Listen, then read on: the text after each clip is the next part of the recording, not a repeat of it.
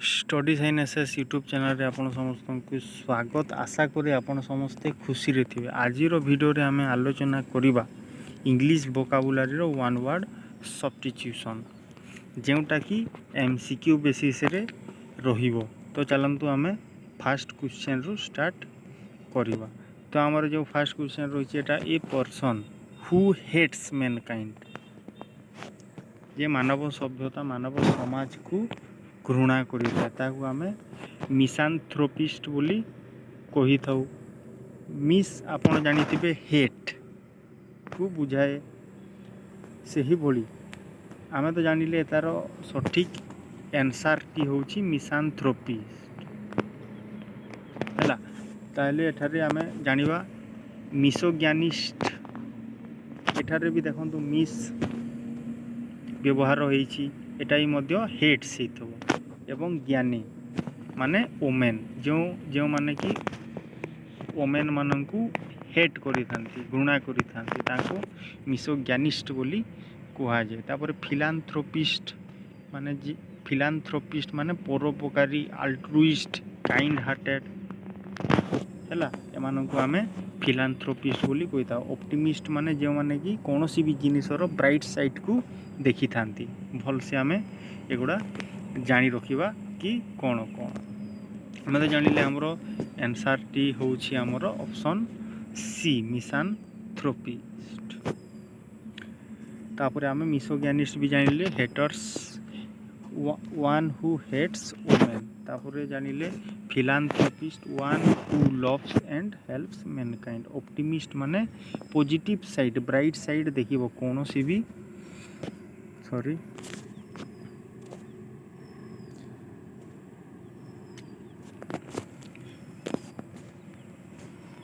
Sorry कौनसी भी जिनिसर कौनसी थिंग्सर से कौन पॉजिटिव साइड किंबा ब्राइट साइड को से देखिबो ऑप्टिमिस्ट। एवं ऑप्टिमिस्ट रो हमरो ऑपोजिट जोटा रहुची सेटा होची पेसिमिस्ट, सेटा मध्ये हमें देखिबा। तो चलंतु एबे सेकंड नंबर देखिबा कि कौन अछि हमरो ए person who believes in God, God ऊपर जहार विश्वास रही थाए ताकू कौन कहै थीस्ट बोली कही थाउ आमे हैला। थीस्ट रो ऑपोजिट होची आपनकर एथिस्ट। हमरो आंसर कोन ए। एथिस्ट माने जे माने गॉड ऊपर बिलीव रखिनो थांती। एग्नोस्टिक माने गॉड रो एक्जिस्टेंस ऊपर श्योर नहंती, कोन नहंती गॉड रो एक्जिस्टेंस ऊपर से माने श्योर नहंती। आमे ठीक से जानी रखिबा कि एटा कौन कौन आमे जानिले कि थीस्ट हमरो आंसर जो माने कि गॉड को एक्जिस्टेंस ऊपर बिलीव रखी थांती। तापर हमर अछि एथिस्ट जे माने कि गॉड को ऊपर does not believe in God, God को ऊपर से माने बिलीव रखी न थांती, भरोसा विश्वास रखी न। एग्नोस्टिक माने जे माने गॉड रो एक्जिस्टेंस ऊपर श्योर नहंती, डाउटफुल पर्सन बोली कहि परिबा। पैगन मध्ये हमें कहि थाउ। तापर फैटालिस्ट माने believes that all events are predetermined and inevitable, जहाँ किसी भी घटुची दुनिया रे सब प्री डिटरमाइंड हैला, फेत ऊपर से माने विश्वास रखी थांती। देन आमे देखिबा थर्ड नंबर कहिछि one who can speak many language. Many language कहिछि आमे पॉलीग्लॉट कहि परिबा। एठारे आपण देखंतु पॉलीग्लॉट हमर हे जिवो करेक्ट आंसर। मोनोलिंगुअल बेले केवल खाली गोटिए लैंग्वेज कहतो, बाइलिंगुअल बेले दीटा लैंग्वेज कहतो, मल्टीलिंगुअल माने भी अधिक लैंग्वेज यूज करथबो। किंतु इंडिविजुअल क्षेत्र रे आमे देखिले पॉलीग्लॉट हे जिवो आपणकर करेक्ट आंसर हैला। एठारे सेटा एक्सप्लेनेशन करिकी देइछि।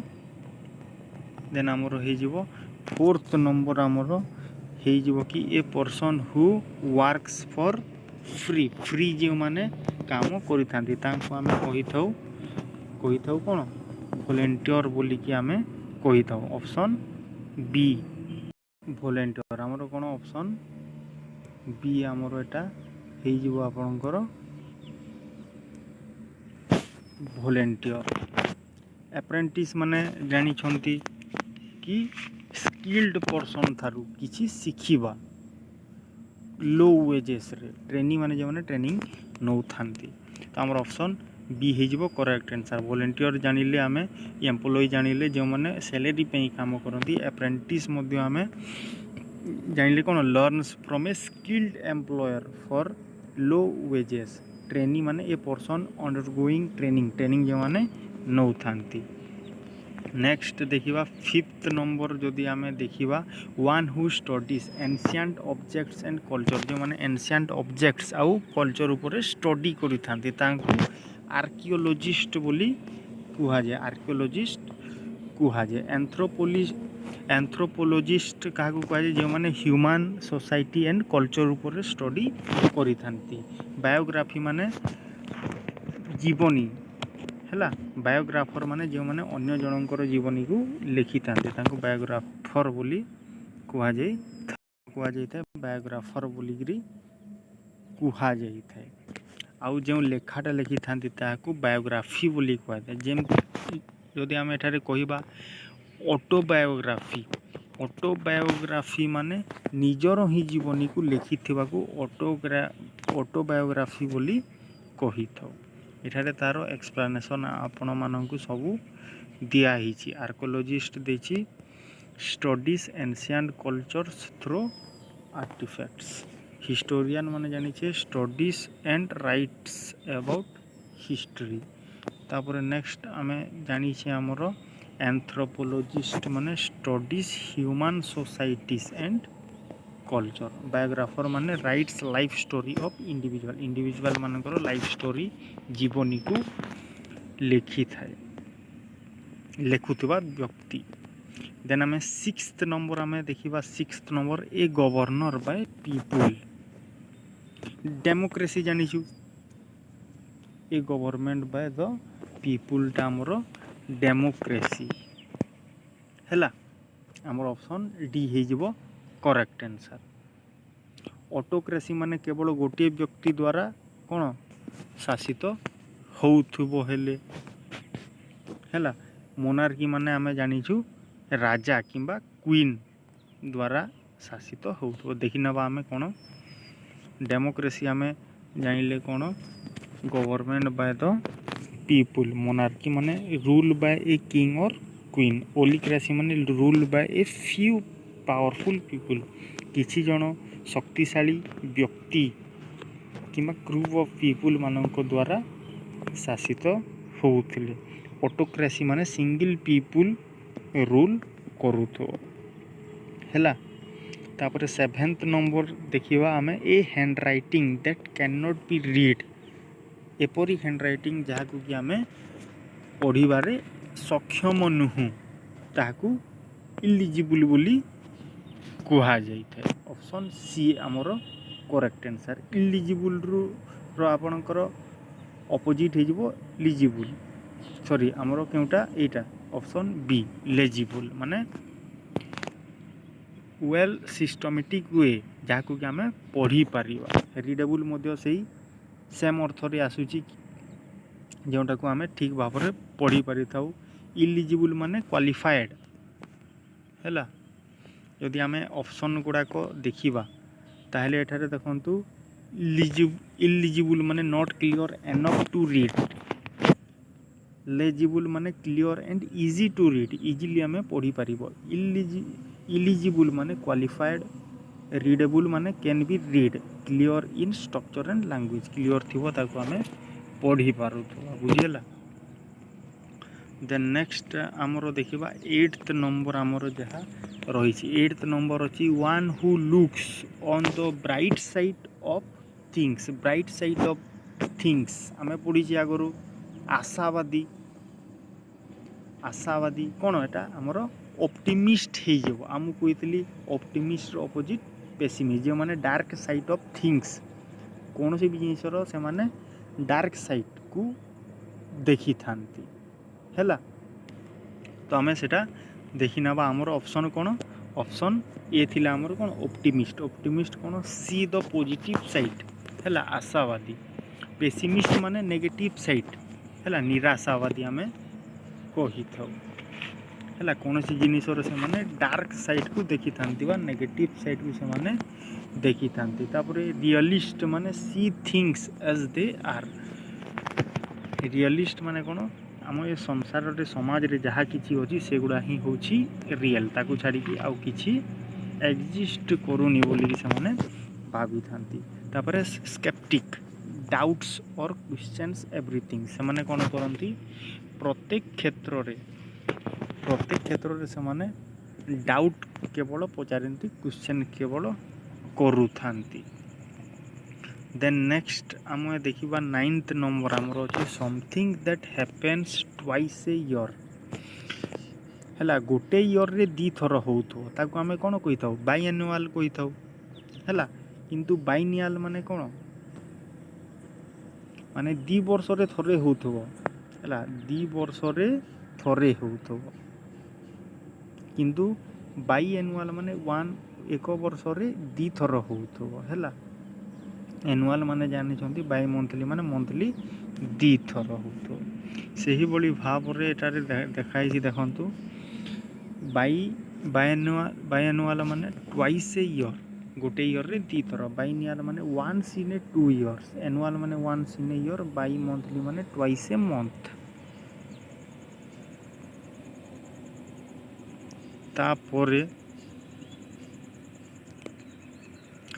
तापरे आमे एटारे देखिबा 10th नंबर आमर जहाँ अच्छी 10th नंबर अच्छी ए person who eats too much जो माने अधिक खाई थांती ताकू कौन कह जाए ताकू आमे जानिछे कौन ग्लूटन कहू है ग्लूटन बोली आमे कही थाउ।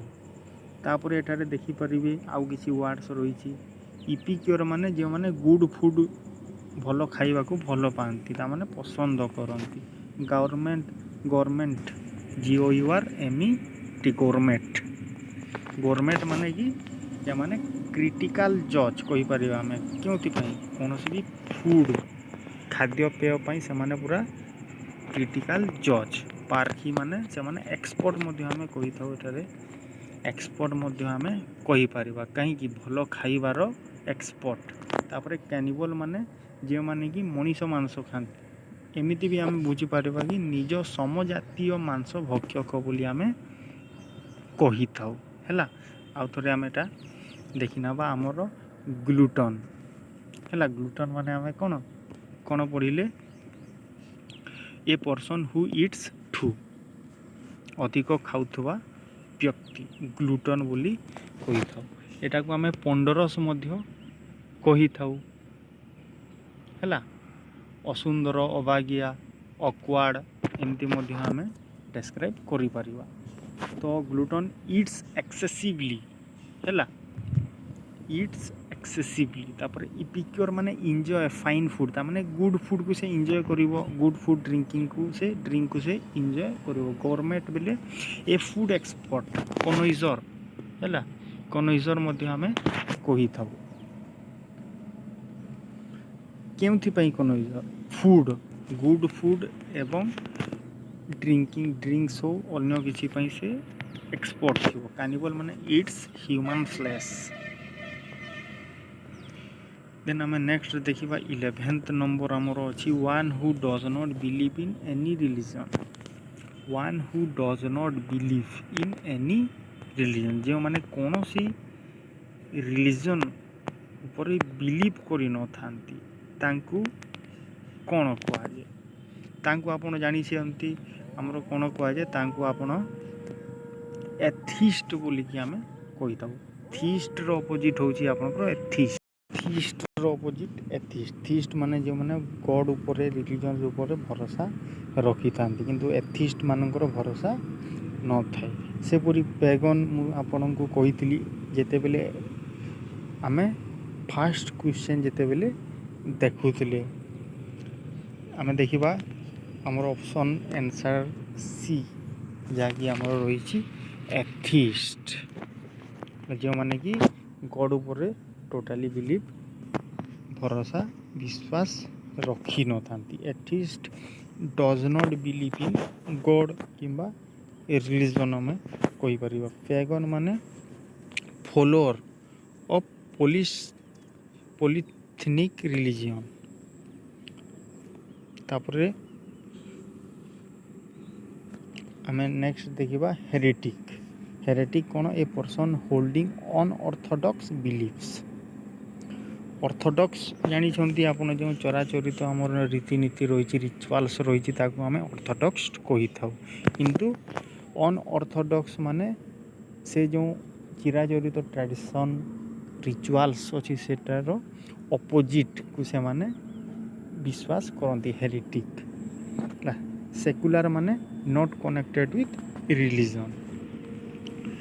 ନେକ୍ସଟ ଆମେ ଦେଖିବା 12 number, one who is addicted to stealing. ଚୋରି କରିବା ପାଇଁ ଯେ ତାମାନେ ଏଡ଼ିକ୍ଟ, ପାଗଳ, ତାକୁ ଆମେ କ୍ଲେପ୍ଟୋମାନିଆକ୍ ବୋଲି କହିଥାଉ ହେଲା। କ୍ଲେପ୍ଟୋ ଆପଣ ଜାଣିଥିବେ କି ଚୋରି କରିଥିବା, ଆଉ ମାନିଆ ମାନେ ପାଗଳ। ତ ଚୋରି କରିବା ପାଇଁ ଯେଉଁମାନେ ପାଗଳ, ଏଡ଼ିକ୍ଟେଡ଼, ଏଠାରେ ଆପଣ ମନେ ରଖିବେ। କିନ୍ତୁ ଯଦି କେବଳ ଚୋରି କରୁଛି ତାହେଲେ ଆମେ ତାକୁ ଥିଫ୍ ବୋଲି କହିଥାଉ। ଆମେ ଦେଖିବା ଆଉ ୱାର୍ଡ଼ ଗୁଡ଼ାର ମିନିଂ। ତ ଏଠାରେ କ୍ଲିପ୍ଟୋମାନି ଆମେ ଜାଣିଲେ ଷ୍ଟିଲ୍ସ ଡ୍ୟୁ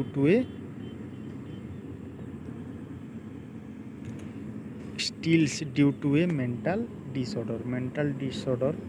ତାପରେ ପାଇରୋମାନିକଟା ଆପଣଙ୍କର ଏଡ଼ିକ୍ଟେଡ଼ ଟୁ ସେଟିଂ ଫାୟାର। ତାପରେ ସପଲିଫ୍ଟର ମାନେ ଷ୍ଟିଲ୍ସ ଫ୍ରମ୍ ସପ୍ ମାନଙ୍କ ଠାରୁ ଯେ ଚୋରି କରିବ। Theft general term for one who steals ହେଲା। ତାପରେ ଆମେ ଏଠାରେ ପଢ଼ିଲେ ଆମର 12 ନମ୍ବରରେ one who is addicted to ଷ୍ଟିଲିଂଟା କ୍ଲେପ୍ଟୋମାନିଆକ୍, ଆଉ ପାଇରୋମାନିଆକ୍ଟା ଆମେ କ'ଣ ଦେଖିଲେ, ଯେଉଁମାନେ fire addicted to setting fire ହେଲା, ଆମେ ବୁଝିଲେ ଏଟା। ଦେନ୍ ନେକ୍ସଟ ଆମର 13 ନମ୍ବର ଦେଖିବା, one who walks on foot.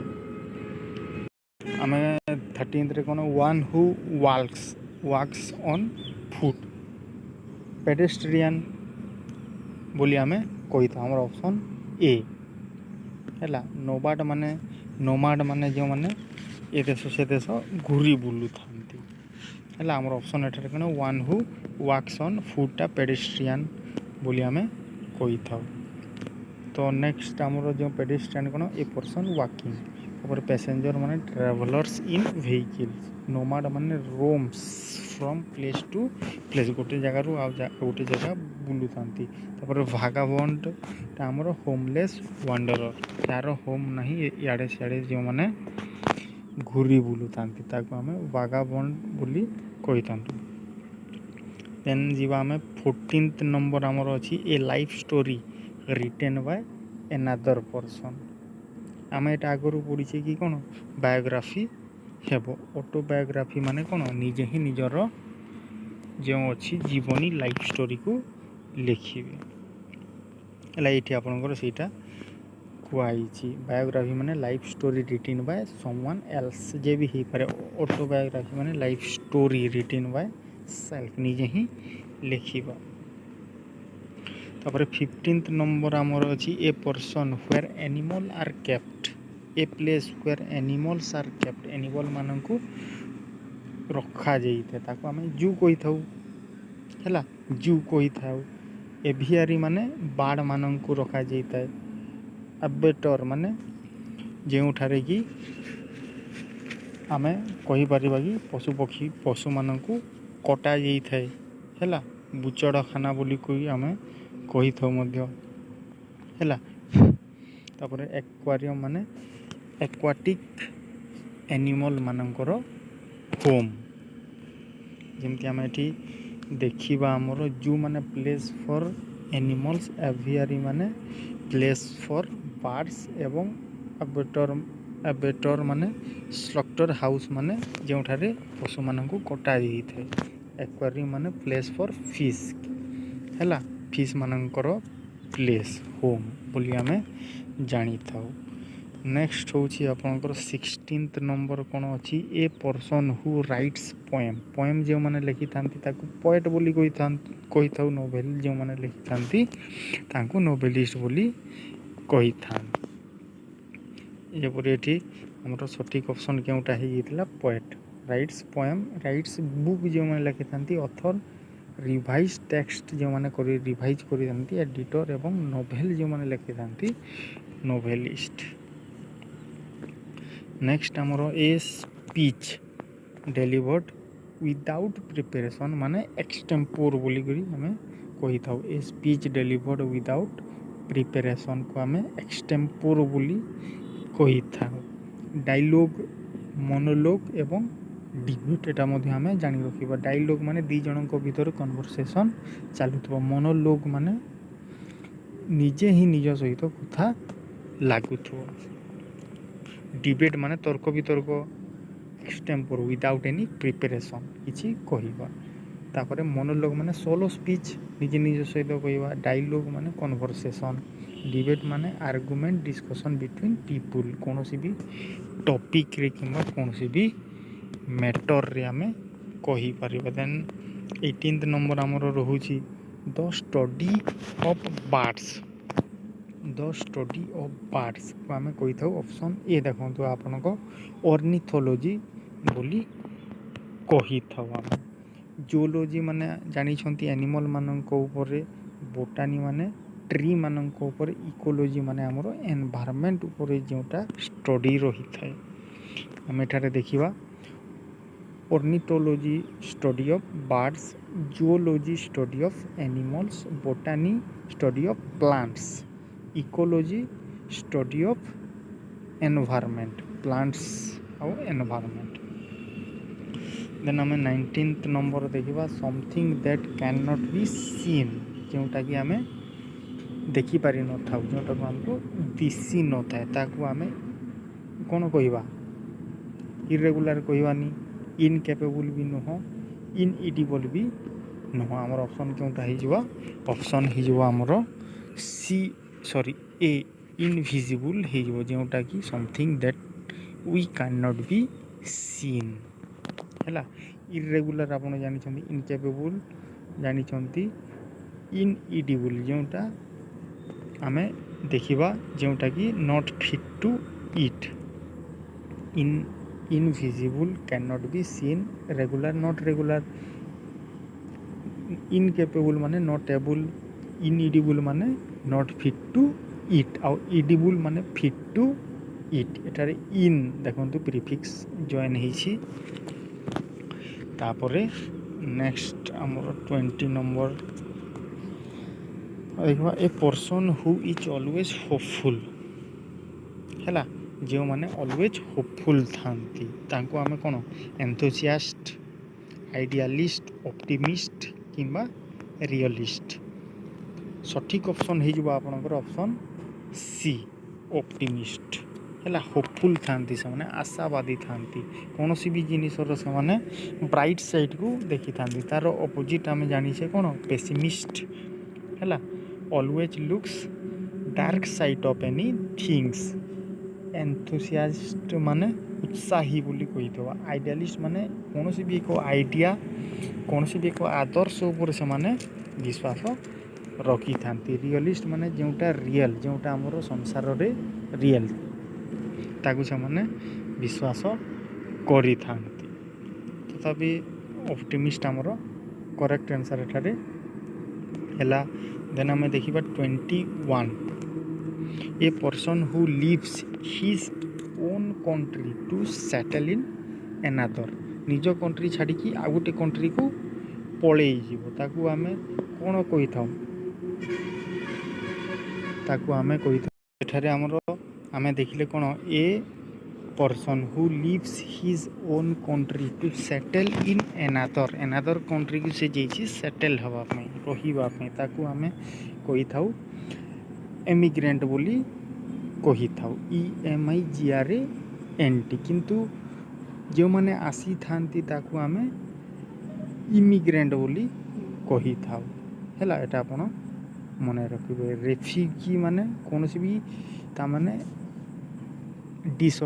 ଆମେ କହିପାରିବା ତାମାନେ କୌଣସି ଅରାଜକତା ହେଉ ହେଲା, ତାହା ମାଧ୍ୟମରେ ହେଉ କିମ୍ବା କଣ୍ଟ୍ରିରେ କୌଣସି ଇମର୍ଜେନ୍ସି ମାଧ୍ୟମରେ ହେଉ, ସେମାନେ ନିଜ ଦେଶ ଛାଡ଼ିକି ଅନ୍ୟ ଦେଶକୁ ପଳେଇ ଆସିଥାନ୍ତି ବୋଲି ଆମେ କହିପାରିବା ରେଫ୍ୟୁଜି। ଯେମିତି ଆପଣ ଦଲାଇ ଲାମାକୁ ଆପଣ ଜାଣିଥିବେ। ତାମାନେ ପଲିଟିକାଲ ରେଫ୍ୟୁଜି ଥାଆନ୍ତି, ରିଲିଜିୟସ୍ ରେଫ୍ୟୁଜି ମଧ୍ୟ ଥାଆନ୍ତି। ଯଦି ଆମେ ଦେଖିବା ଏମିଗ୍ରେଣ୍ଟ ଆମର ହେଉଛି କରେକ୍ଟ ଆନ୍ସର୍, ଯାହାକି ଲିଭ୍ସ କଣ୍ଟ୍ରି। ଆଉ ଏମିଗ୍ରେଣ୍ଟଟା ଆମର କମ୍ସ ଟୁ ଏ କଣ୍ଟ୍ରି। ଆପଣ ମନେ ରଖିବେ EM ଆଉ IM। EM ମାନେ ପଳେଇବା ଏକ୍ଜିଟ୍, ଆଉ IM ମାନେ ଇନ୍ ଅନୁସାରେ ମନେ ରଖିବେ କମ୍ ଆସିବେ ହେଲା। ରେଫ୍ୟୁଜି ମାନେ force to flee due to danger, କୌଣସି ବି ଡେଞ୍ଜର କିମ୍ବା ଡିଜାଷ୍ଟର ହଉ, କେମିତି ଡିଜାଷ୍ଟର ଏମର୍ଜେନ୍ସି କଣ୍ଡିସନ୍ ହଉ ହେଲା, ସେମିତି ଟାଇପ୍ରୁ ସେମାନେ ପଳେଇ ଆସିଥାନ୍ତି, ଫୋର୍ସଫୁଲି ପଳେଇ ଆସିଥାନ୍ତି ହେଲା, ତାଙ୍କୁ ଆମେ ରେଫ୍ୟୁଜି ବୋଲି କହିଥାଉ। ତାପରେ 22 ୱାନ୍ ହୁ ବିଲିଭ୍ସ ଇଜିଲି ବିଲିଭ୍ କରିପାରୁଥିବ, ଇଜିଲି ବିଲିଭ୍ କରିପାରୁଥିବ, ତାକୁ ଆମେ କ'ଣ କହିଥାଉ? ଏଠାରେ କ୍ରିଏଟିଭ୍ ତ ହେବନି, କନଫିଡେଣ୍ଟ ବି ହେବନି, କ୍ରେଡୁଲସ୍ ଏବଂ କ୍ରେଡ଼ିବଲ୍। ଏ ଭିତରୁ ଆମେ ବାଛିବା ଅପସନ୍ ସି, କ୍ରେଡ଼ିବଲ୍ ଆପଣଙ୍କର ହେବ ୱାନ୍ ହୁ ବିଲିଭ୍ସ ଇଜିଲି। ସରି, ଏଠାରେ କ୍ରେଡ଼ିବଲ୍ ନୁହଁ, ଏଠାରେ ଆପଣଙ୍କର ଅପସନ୍ ହେଇଯିବ ଏ, କ୍ରେଡୁଲସ୍, ଯେଉଁମାନେ ଇଜିଲି ବିଲିଭ୍ କରିପାରିଥାନ୍ତି। ଏଠାରେ ଦେଖିପାରିବେ କ୍ରେଡୁଲସ୍ ମାନେ ଟୁ ରେଡ଼ି ଟୁ ବିଲିଭ୍ କରିବା ପାଇଁ ସେମାନେ ପୁରା ରେଡ଼ି। କ୍ରେଡ଼ିବଲ୍ ମାନେ ବିଲିଭେବୁଲ୍, ଏଟା ବି ବିଲିଭେବୁଲ୍, ତାମାନେ ବିଶ୍ୱାସ ଯୋଗ୍ୟ, କନଫିଡେଣ୍ଟ, କ୍ରିଏଟିଭ୍। ଦେନ୍ 23rd ନମ୍ବର ଦେଖିବା ଆମେ ଏ ସ୍ପିଚ୍ ପ୍ରେଜିଂ ସମୱାନ୍ ହାଇଲି। ୟୁଲୋଗି ହେବ, ଡାଇଲଗ୍ ଆମେ ଜାଣିଛୁ କନଭରସେସନ୍। ସୋଲିଲୋକି ମାନେ କ'ଣ? ସୋଲିଟେରୀ, ସେଲ୍ଫ ନିଜର ସାଙ୍ଗରେ ହିଁ କଥା କରିବା। ପ୍ରୋଲୋଗ୍ ମାନେ କୌଣସି ଜିନିଷ ହେବା ଆଗରୁ ଯାହା ଆମେ କହିଥାଉ। ଯେମିତି ଆମେ ଏଠାରେ ଆମର ଆନ୍ସର୍ଟି କ'ଣ ହେଇଯିବ? ଏ ସ୍ପିଚ୍ ଫ୍ରେଜିଂ ସମୱାନ୍ ହାଇଲି ହେଇଯିବ ଆପଣଙ୍କର ୟୁଲୋଗି ଆପଣଙ୍କର ହେଇଯିବ। ଦେଖନ୍ତୁ ସ୍ପିଚ୍ ଇନ୍ ପ୍ରେଜ୍, ଆମେ ଏଟା ମନେ ରଖିବା। ସୋଲିଲୋକ୍ୱି ମାନେ ସ୍ପିଚ୍ ଟୁ ୱାନ୍ ସେଲ୍ଫ, ନିଜ ସାଙ୍ଗରେ ହିଁ କଥା ଲାଗିବା। ପ୍ରୋଲୋଗ୍ ମାନେ ଇଣ୍ଟ୍ରୋଡକ୍ଟୋରୀ ପାର୍ଟ, ଆଗରୁ କିଛି ଜିନିଷ ହେବା ଆଗରୁ କିଛି କୁହାଯାଇଥାଏ। ଡାଇଲଗ୍ ମାନେ ନର୍ମାଲ୍ କନଭରସେସନ୍। ତାପରେ 24th ନମ୍ବର ଅଛି a person who is a lover of books. Lover of books ଆମେ ଜାଣିବା କି ଏଟାକୁ ଆମେ ବିବ୍ଲିଓଫିଲ୍ ବୋଲି କହିବା। ଫିଲ୍ ମାନେ ଆପଣ ଜାଣିବେ କି କୌଣସି ଜିନିଷର ଲଭର୍ ହେଇଥିବ ହେଲା, ବିବ୍ଲିଓଫିଲ୍ ବୋଲିକି କହିଥାଉ। ଆମର ଅପସନ୍ ହେଇଯିବ ଏ ହେଲା, ବିବ୍ଲିଓଫିଲ୍ କରେକ୍ଟ। ଦେନ୍ ନେକ୍ସଟ ଦେଖିବା ଆମର last 25th number fear of closed space, କୌଣସି ବନ୍ଦ ହେବା ଜାଗାକୁ ଯେଉଁମାନେ ଡରନ୍ତି, ଏମାନଙ୍କୁ ଆମେ କହିଥାଉ କ୍ଲଷ୍ଟ୍ରୋଫୋବିଆ। ଫୋବିଆ ମାନେ କୌଣସି ବି ଫିଅର୍କୁ ଆମେ କହିଥାଉ। ଯେପରି ଏଠାରେ ଆମେ ଦେଖିବା ଏଗୋରାଫୋବିଆ ମାନେ କୌଣସି ବି ଖୋଲା ଜାଗାକୁ ଡରିଥାନ୍ତି। ଏକ୍ରୋଫୋବିଆ ମାନେ ହାଇଟ୍ରୁ ଡରିଥାନ୍ତି। ତାପରେ ନେକ୍ସଟ ହେଉଛି ଆପଣଙ୍କର ଯେଉଁ ଆପଣ ଦେଖିବ ଜିନୋଫୋବିଆ ମାନେ କୌଣସି ପ୍ରକାର ଆମର ଫରେନର୍ କହିପାରିବା, ଷ୍ଟ୍ରେଞ୍ଜର କହିପାରିବ, ତାଙ୍କୁ ସେମାନେ ଡରିଥାନ୍ତି, ତାଙ୍କୁ ଆମେ ଜିନୋଫୋବିଆ ବୋଲି କହିଥାଉ। ତ ଏଠାରେ ଆମର ସଠିକ୍ ଅପସନ୍ କ'ଣ ହେଇଯିବ? ଫିଅର୍ ଅଫ୍ କ୍ଲୋଜ୍ଡ ସ୍ପେସେସ୍ ମାନେ କ୍ଲଷ୍ଟ୍ରୋଫୋବିଆ, ଆମର ଅପସନ୍ ସି ହେଲା। ଏଇଠି ଆପଣଙ୍କର ସେଇଟା ହିଁ ଡେସ୍କ୍ରାଇବ୍ କରାଯାଇଛି। କ୍ଲଷ୍ଟ୍ରୋଫୋବିଆ ମାନେ ଫିଅର୍ ଅଫ୍ କନଫାଇନ୍ଡ ପ୍ଲେସ୍ ମାନେ ବନ୍ଦ। ଏଗ୍ରୋଫୋବିଆ ମାନେ ଓପନ୍ ବା ପବ୍ଲିକ୍ ସ୍ପେସ୍। ଜିନୋଫୋବିଆ ମାନେ ଫିଅର୍ ଅଫ୍ ଷ୍ଟ୍ରେଞ୍ଜର କିମ୍ବା ଫରେନର୍। ତାପରେ ଆମର ରହିଛି ଆକ୍ରୋଫୋବିଆ ମାନେ ଫିଅର୍ ଅଫ୍ ହାଇଟ୍ସ। ତ ଏଠାରେ ଆପଣଙ୍କର ଆମର ଯେଉଁ ଥିଲା 25 ନମ୍ବରର ୱାନ୍ ୱାର୍ଡ଼ ସବଷ୍ଟିଚ୍ୟୁସନ୍ କ୍ୱେଶ୍ଚନ୍ ସରିଛି। ନିହାତି ଭାବରେ ଆପଣ ଏଠାରେ ସବୁ କ୍ୱେଶ୍ଚନ୍କୁ ଆଟେଣ୍ଡ କରିପାରିଥିବେ ଏବଂ ଆପଣ ସଠିକ୍ ଆନ୍ସାର୍ ଦେବାରେ ସକ୍ଷମ ହେଇଥିବେ। ଆମେ ଏଠାରେ 25ଟି ପ୍ରଶ୍ନ ନେଇଛେ କିନ୍ତୁ ଏଠାରେ ଆମେ 90 to 100 ୱାର୍ଡ଼ସ୍ ଆମେ ଶିଖିଲେ ହେଲା। ଏହାର ଆଉ ମଧ୍ୟ ପାର୍ଟସ୍ ଆସିବ, ଆମେ ସେଇଟା ବି ଏହିଭଳି ଭାବରେ ଆଲୋଚନା କରିବା। ଯଦି ଭିଡ଼ିଓଟି ଆପଣଙ୍କୁ ଭଲ ଲାଗିଛି ତାହେଲେ ନିହାତି ଭାବରେ ଗୋଟିଏ ସବସ୍କ୍ରାଇବ୍ କରିବେ ଏବଂ ଗୋଟିଏ ସେୟାର କରିଦେବେ। ଆଉ ଏହିଭଳି ଭିଡ଼ିଓ ପାଇଁ ଆପଣ ଆମ ଚ୍ୟାନେଲ୍ ସହିତ ଯୋଡ଼ି ରୁହନ୍ତୁ। ଧନ୍ୟବାଦ।